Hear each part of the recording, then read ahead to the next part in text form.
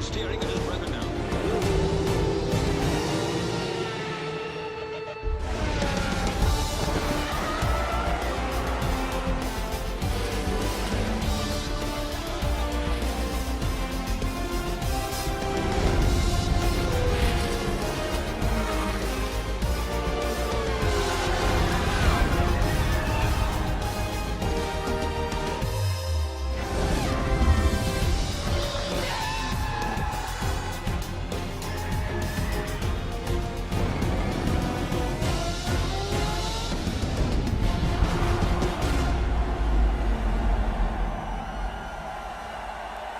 Round number 11 of the season takes us to the Circuit Pole Ricard, where today we have got a lot of breaking news that has come out from Jaguar and the twist in the tail for this team. This all goes back to Nico Hülkenberg's tweet in which he claimed that all Jaguar employees were lazy and terrible at their work, and that's the PG version of what was said. Now, we can get official confirmation of what actually happened, and why all of a sudden, this is just not making any form of sense. So, Hülkenberg has now confirmed to have not sent the tweet on his phone, which initially went out. Now, how did this all break down then? How did Nico Hülkenberg not send a tweet on his phone, but the tweet still went out there? So let's break it down. So it was confirmed that there was a Jaguar employees party that went on, in which all the Jaguar employee members were invited, and they went along and had a lot of fun. Now, it turns out that Nico Hülkenberg and some of his engineers and a chief personnel at Jaguar were taking part in a funny little forfeit game. They were playing Would You Rather. Now, the purpose of the Would You Rather forfeit game that they had in mind was that if you got a question wrong, for example, would you rather Nico Hülkenberg at Jaguar or Max Verstappen at Mercedes? If you decided to pick Hülkenberg at Jaguar and only say 30% of people went with your vote, that means that you were in the minority and you in theory lose. And what they did is if you lost 3 times in a row, you'd have to drink. Pretty much a nice, simple, fun drinking game. Now, during this, Hülkenberg decided that he didn't want to drink because he was driving. So, of course, they decided to say, fine, we'll implement some other forfeits in there. What was confirmed is that when Hülkenberg lost 3 games in a row, his forfeit was to basically send a very strange tweet. And he didn't know what to send. Hülkenberg was sat there for quite some time apparently, and was making up some form of a tweet to put out there, in which it's not named in the news, but we know an engineer from Jaguar, or the chief personnel from Jaguar that was there, went ahead and drafted a tweet together. And he gave the phone back to Nico Hülkenberg and said, I dare you to send this tweet. Nico Hülkenberg saw the tweet in which it said, you know, Jaguar employees are lazy and terrible at their work. And he decided, I genuinely can't send this, it's not right, and it would get taken way out of proportion.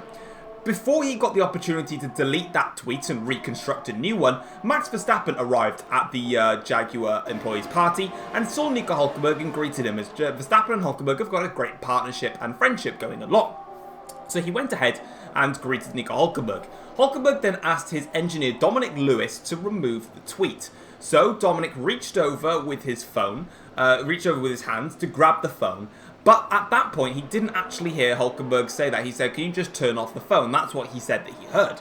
So as Dominic reached over, he'd accidentally pressed the send button as he was trying to get grip with the phone, and then just turned it off and left it at that. Not realising that when he grabbed over to then try and get a grip of the phone, did his finger press the send button and the tweet was sent. It was only then till the following morning did they find out that it was actually been tweeted to. And of course, Dominic said this was a complete accident. He said, look, I tried to just get a grip on the phone and I thought Hülkenberg told me to turn the phone off, so I just turned it off because he was going and seeing Max, and of course other members had come in, so everyone was being greeted. Jaguar decided once again that they're not taking anything at all here. Dominic Lewis, as a result, has been sacked by Jaguar, and they will not let Nico Hülkenberg stay at the team despite the fact he did nothing wrong. It's been confirmed that Hülkenberg, A, didn't even draft the tweet, and B, didn't even send the tweet, yet Jaguar are still denying his opportunity to have a new contract extension. It's very, very crazy.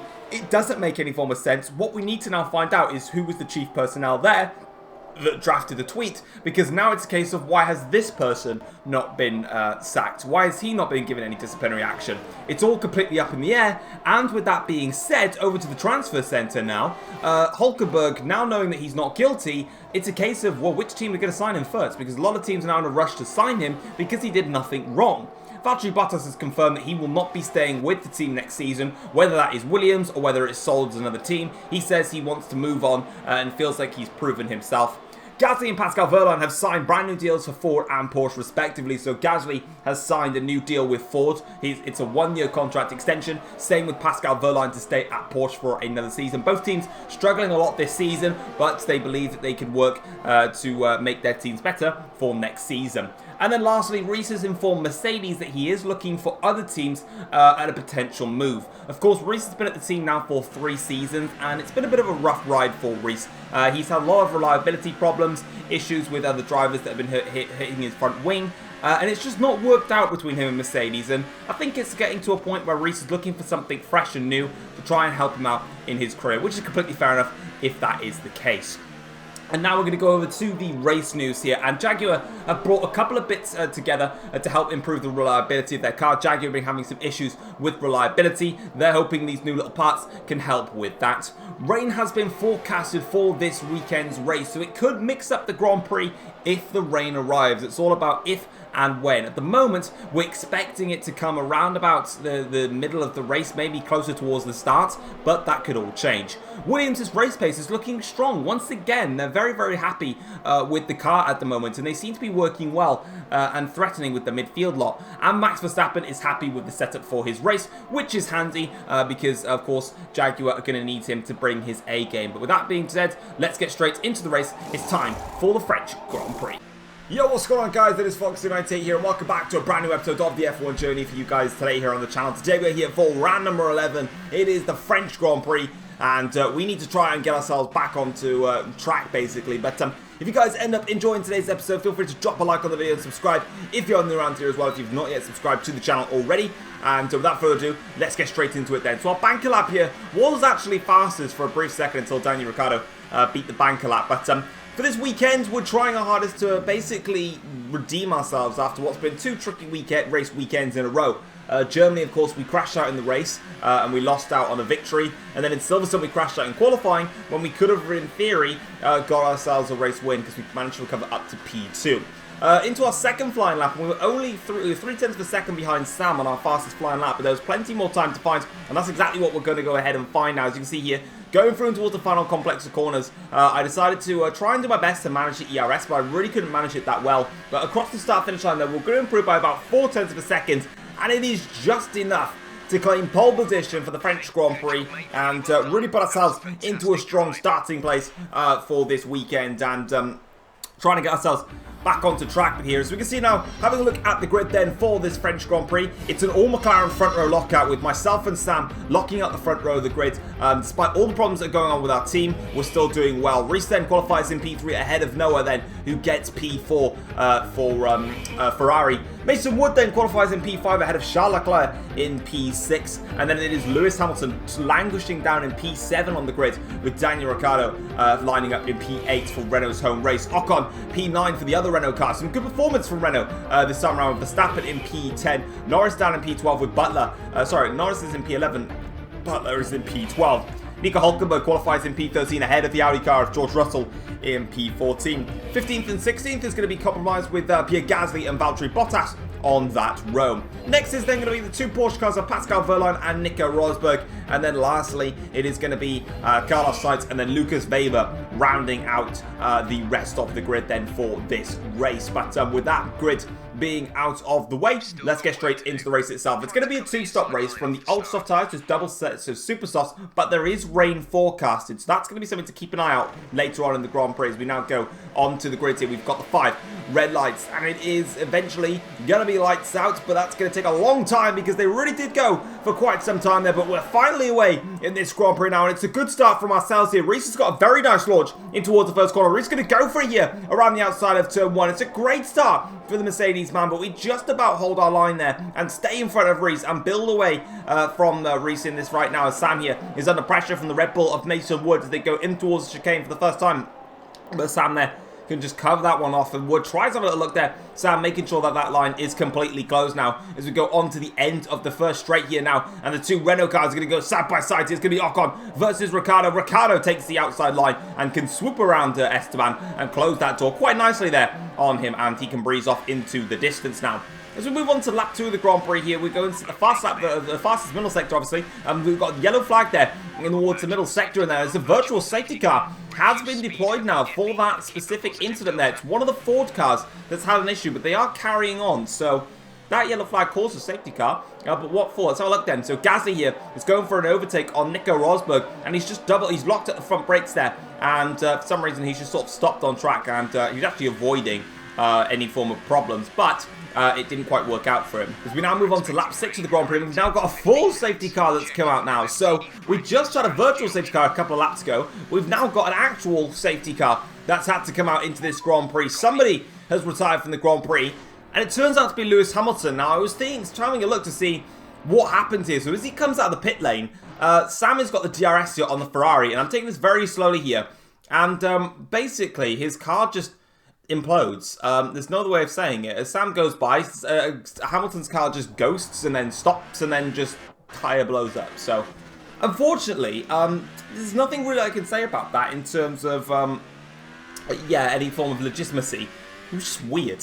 So, unfortunately, Hamilton is out of the Grand Prix, but with the safety car now out, I'm going to take full advantage of this safety car. I'm coming in for my stop now onto a set of the super soft tyres. Now, Reese and Sam pitted a lap earlier than me. They tried to go for the undercut, actually, and it probably would have worked out in their favour. But on this occasion, the safety car is going to save my life and allow me to, jump a whole bunch of people and stay in front. And it means that less back markers that I'm going to have to overtake. Well, not back markers, and there's Hamilton's rotating tyre. That's Reese there, just behind. So you could kind of see how much performance Reese was going to gain out of it, really. Because if we pitted under the safety car and he didn't, he's very, very close behind. So Reese actually would have got a mega advantage if we stayed out then. But on to lap 8 of the Grand Prix now.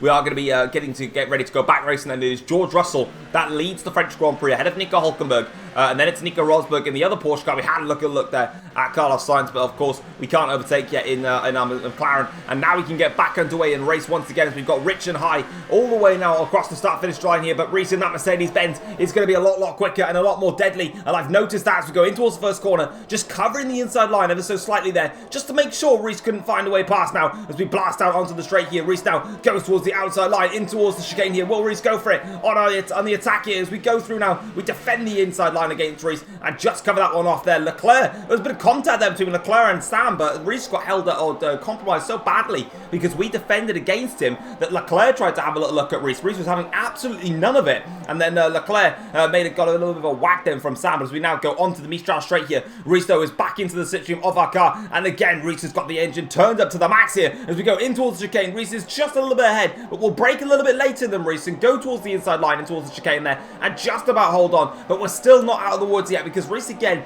is in the slipstream as we power on through now. Here comes Reese now in towards the section, the double right-handers that are coming up now. We're going to have to go towards the inside line here. Hülkenberg is all over the back of Russell for the lead of the Grand Prix, and rather than closing up to Carlos Sainz, we're spending our time defending against Reese here. So this is going completely the wrong way to where I wanted to be going. This is what I wanted was to have overtaken Sainz by now, but I can't even do that at this stage of the race. So I need to try and focus up a little bit and try and close up. But luckily, we've managed to fend off the attack, and we should now have slightly warmer tyres. So I was trying to see where I could go for my overtake on Sainz now. As you can clearly see, the heat is coming into the tyres now, and we can try and press onwards. And it's a fantastic exit from the last corner here. Now we can make our run on Carlos Sainz, and as we go towards the outside line here, Sainz actually is going to pull ahead here in towards the first corner. So I decided to fake it and go towards the inside line and just make an easy overtake. But I think Sainz actually locks up slightly. He does, and that's allowed a lot of cars to go on through now. And Reese is right onto the back of me here. So I was hoping that Sainz could hold up Reese for me. Unfortunately, he's not going to be able to do that because in this race, we were looking very comfortable until the virtual safety car and the safety cars came out. But now all of a sudden, it looks to show, it showcases really here that the Mercedes-Benz is not something that we can get away with there. As a screen freeze mid-race actually cost me a little bit of time there, but now we've got the slipstream all the way down the Mistral straight here against Nico Rosberg, but Reese has got the slipstream against us here. So now as we go in towards chicane, Reese has got that inside line completely covered now. We're going to sort of move over a little bit there, and again, Reese was alongside me, but we then got better better closing speed against Rosberg, and we were able to move over towards the inside line there and cover him off now. As you can see, the four-way fight now. It's me, Reese, Leclerc, and Sam all fighting in this Grand Prix. We now breeze through on the inside of Nico Rosberg into an unorthodox location to make that overtake. But for us, that's exactly what I need. Just a little bit of breathing space. Now I've got this entire final sector to just do my own thing. That's exactly what we're doing now, as Hulkenberg is the next man on the hit list there as we get very close in towards the last corner. But now onto the start-finish right here. We're now going to go over towards the inside line here. Hulkenberg not using as many engine modes as what Sainz did on the previous lap, but we managed to get through him, and now we've got George Russell in the Audi who leads this French Grand Prix. But as you can see, Reese, I believe, is still behind Nico Rosberg, so Reese is struggling to get past the back markers, whereas for me, I'm able to clear them a lot easier, and now we can try and press onwards with George Russell up ahead as we now go in towards this first sector here. We set the fastest first sector of the race so far, and we're now comfortably in the window for George Russell. There's even DRS to our name as well, so I decided not to even turn up my ERS or my engine modes, I don't think anyway. No, I actually put them down to low because we've got the DRS here. We can just stay into the slipstream, and then we can just go late on the brakes here and swoop around the outside there, and that's how much better braking we've got in the McLaren that I was able to just literally take a normal line even though I was actually overtaking there. So for me, that's absolutely fine. But on to lap 15 of the Grand Prix now, and Reese and Leclerc are coming in, and also Sam, for their second stops of the Grand Prix. For me, however, the rain is on its way, and I've decided to commit to staying out until that rain arrives. This might just backfire, but it might not backfire. Who knows in this state at the moment? But there is now what we're going to do is we're going to have a little look further ahead. Do a bit of a flashback. And obviously, I'm in front now of, I believe, Hulkenberg here. This is Rosberg trying to attack Charles Leclerc into the senior corners there. And now as we go on to the Mistral Straights here, this is going to be Hulkenberg now attacking George Russell. So again, this is all just a little bit of a flashback because that's me there up at the front of the field. Now we're going and having a look and see how these guys got on with the traffic, as Hulkenberg there with a double lockup. That's not going to help him too much. That's a free overtake for Reese, and now he's onto the back of George Russell. And in fact, if he gets good enough closing speed, he might just be able to overtake him in towards the double right-handers. But unfortunately, that's not the case. He has to wait to the end of the lap, and then as you can see, he closes that DRS and just goes around the outside of turn 1. It's a lockup though on the exit of there, so he's lost a little bit of time, but it's not going to cost him too badly as he now gets his way on through. And for Sam, though, it's been a very compromising French Grand Prix. Ever since lap 1, you could say, when he lost the lead, lost second place towards Reese. That's a great move around the outside of turn 1, though. Yeah, he lost second place to Reese. And then, of course, in the pit stops, he lost out to Charles Leclerc. And now, with Leclerc having more straight line speed, it looks like, in the Ferrari seems to have actually got a slightly better engine than the McLaren does in this stage of the season. Of course, Ferrari have been making a lot of minor upgrades this season. And it seems that it's really helping them out in this stage of the Grand Prix. And Sam there is just stuck behind now as we go back on board here with George Russell and Nico Hulkenberg having yet another scrap in this Grand Prix here. And there goes Hulkenberg to make what is quite a simple overtake there on George Russell. This is the stage of the Grand Prix now where the rest of the drivers have pitted for their second stops now. And we're on board here with Sam now. So as he goes onto the straight here, you can see there is the rain now beginning to fall. And all the while, this has just given me a perfect opportunity to just stay out and wait for this rain to get heavier to the point where they're going to have to stop for inters and basically give me a free pit stop there as Leclerc with a lock up there, and that's going to give Sam a nice easy overtake there. And despite being stuck behind Leclerc for God too long, he can have a nice free overtake there. And now he's onto the back of Hulkenberg, and Hulkenberg's not going to put that much of a fight there. Sam can just make his way on through, and Hulkenberg unfortunately has to sacrifice the position now. And as Sam then is catching up to one of the Williams cars, Leclerc is now going to make his way past Hulkenberg. There goes Sam, passing, I believe that is Lucas Weber. And Leclerc is now making his way past Hulkenberg, but Hulkenberg won't make it easy for Charles Leclerc. Leclerc tried to force him wide there, but Hulkenberg's going to come back at Leclerc now in towards the second part of the chicane. And it looks like he's got a better exit here than Leclerc does. And now as they go on to the straight, I think it's going to be in Hulkenberg's favour just about. Yes, he's going to just hold it. But Leclerc around the outside will still be there, though, to fight off with Nico Hulkenberg. This is a great scrap between the Jaguar and the Ferrari, but Hulkenberg holds the position, and he is comfortably ahead as we now go on to the end of the lap to start a fresh lap here. Leclerc tries around the outside this time around. Hulkenberg is putting up a great defence here against Charles Leclerc. This is still full position. They're currently going to the end of the race on the same set of tyres, but albeit with the rain beginning to fall here. As they're going towards the chicane, it's Hulkenberg's position again. He will not back down from Charles Leclerc, and we're going to speed up to where Reese is now, which is right behind the Ford car of Pierre Gasly here, and Reese is going to breeze past Pierre Gasly now in towards the chicane here. Gasly, though, might just fight this one a little bit here as Reese goes around the outside, but he should have much better traction on the exit to confirm the overtake, and he does so against Gasly. Gasly can't fight that one anymore as Reese now can press on his way.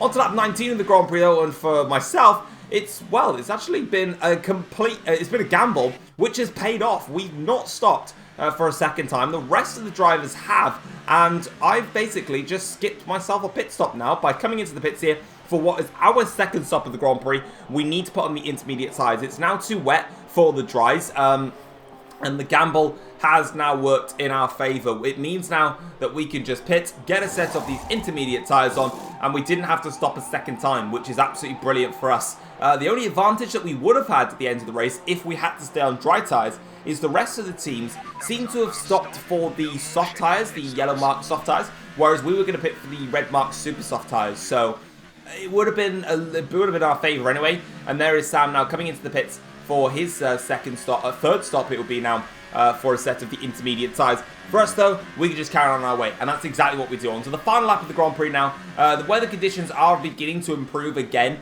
but it was too much. It was no point in putting on dry tyres at this point. And we're going to capitalise on not stopping for a second time. And as you can see on the top of your screens, so too did Noah James and Mason Wood. But we're going to cross the line to win the French Grand Prix. And that is an absolutely brilliant result there after two very difficult races. Of course, like I said, Silverstone wasn't necessarily a difficult Grand Prix. It was just not the best weekend in general there, as we cross the line to take what is a brilliant race victory there. As we have a look then at the full race results and see how everyone else did. So obviously, like I said, pretty much you can see that the top 5 finishes today pretty much just took the benefit from the 2-stop strategy, and everyone else did the 3-stop. So we won the Grand Prix today. Noah James finishes in second for Ferrari, ahead of Mason Wood in the Red Bull. Max Verstappen with a phenomenal P4 for Jaguar, with Daniel Ricciardo P5 for Renault at their home Grand Prix. That, you can't ask for a better result than that. Reese then finishes in P6 ahead of Sam in P7. Those two had to suffer with the 3 stops. Gasly finishes in P8 for Ford, so his home Grand Prix, he's had a sterling race today, and he manages to hold on and claim 4 crucial points for Ford. Charles Leclerc then is P9 for Ferrari. He'll be gutted with that race. And then Nico Hulkenberg, P10 for Jaguar. And then as we go over to the second half of the table now, you can see that Weber finishes in P11, just misses out on the points, which is so frustrating for him. Esteban Ocon finishes in P12 ahead of Nico Rosberg. And then it's Valtteri Bottas and then Pascal Wehrlein. Devon Butler, 16th for Audi. Carlos Sainz finishes in P17 for Ford. And then the DNFers today was George Russell, Lewis Hamilton, and Lando Norris. We managed to set the fast lap of the Grand Prix with a 1 minute 30.747, which is great for us because we take that bonus point. Now, having a look then at the Drivers' Championship after this French Grand Prix. The gap is now gone back up again in the championship, so we're now on 201 points and Sam is on 155, which does mean that the championship is now 46 points in my favour, so we've once again re-increased that. Reese then finishes in third is still in third in the championship for Mercedes on 131 points, but is falling even further back now in the championship. Hamilton on 109 points. Noah is on 99 points for Ferrari, just shy of the 100-point barrier, and is closing up to Lewis Hamilton now in the championship. Hamilton's had 2 DNFs in the past 3 races, and Noah has been competitive in all of his races. Mason Wood is P6 for Red Bull with 82 points. Then Leclerc is 7th with 68 points. Lando Norris still stays in 8th in the championship on 53 points despite a DNF again today. George Russell P9 with 47 points again. He also didn't finish. Max Verstappen at P10 for Jaguar after finishing in 4th is now up to 43 points and is very much on the charge and could look at Lando and George if they can't pick up their performances. Next round is the Austrian Grand Prix. And now moving into the Constructors' Championship, McLaren are on 356 points and again are very comfortable of Mercedes, who are on 240 points. Ferrari are on 166 points with Red Bull on 135 points. Audi are then on 78 points, and with Audi not scoring a point today and both Renault and Jaguar picking up some crucial amounts of points, they both closed the gap to Audi. So Renault are on 61 points now, just 17 shy of Audi, and Jaguar are on 53 points now, 25 shy of Audi. Ford are on 16 points and further pull away from Porsche are on 10 points with Williams down on 6 points. And that is all of the championships updated to see where we all are at. Now we're going to have a look at the post-race notebook and see what the teams and drivers had to say after this race. Starting things off with Tom, and he was praised after a dominant weekend in response to the last 2 races. Tom was criticised for his performances in the last 2 races after a DNF at Germany and a crash in qualifying. He was obviously praised for his amazing race at Silverstone to come back to finish in P2, but this race weekend proved that Tom hadn't really lost his stride with a dominant qualifying session and an overall dominant race weekend. Noah and Mason were both extremely happy to share the podium together. Of course, Noah, James and Mason Wood came from America to Formula 1 to prove their worth in sports other than Indy and NASCAR respectively, and together this is the first time that they have both been on the podium, and they are very, very happy to be up there and celebrating their results. It was clear to see that those who stopped twice for the dry tyres were frustrated after it backfired on them. We knew that the rain was going to come for the race, but it was about when it was going to arrive. Some of them took the gamble and decided to do a 2-stop strategy, and others were on the 3-stop like Tom. However, he decided against pitting for a second time to go and wait for the weather to get worse, in which it did. And those, of course, that were on the 2-stopper, which was the slower strategy, managed to pay off. And then Pierre Gasly is delighted to have achieved a points finish, not only for Ford, but also at his home Grand Prix. Of course, Gasly, being French at the French Grand Prix, his home race, he said he couldn't have asked for a better race weekend in a car, which is not fully competitive, but at least being able to secure points when strategy matters is massive for him. But anyway, guys, that is going to wrap it up for today's episode of the F1 Journey. I hope you guys have enjoyed it. If you have, feel free to drop it a like and subscribe to the channel if you're new around here as well. And next time, we will see you for the Austrian Grand Prix. So we'll find out what happens there, and then take care all. Peace.